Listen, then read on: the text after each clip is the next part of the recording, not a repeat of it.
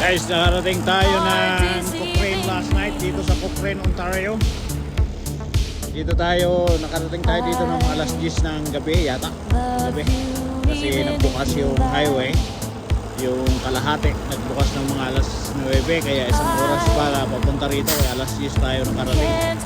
Ngayon, magpapalit tayo ng design. Ng sign natin sa Quebec. Kasi malapit na tayo sa Quebec. Yup. Yan, yung mga truck na nasa natin Nakabi, line up yung truck dito papuntang north. Kaya dito tayo, papalit tayo ng sign. Ito yung lalagay natin sa likod kasi yung oversized sign hindi recognize sa Quebec. Namalingki tayo dyan sa grocery store sa Independent. Hindi tayo ng tinapay, baon at saka tubig. Guys, have a good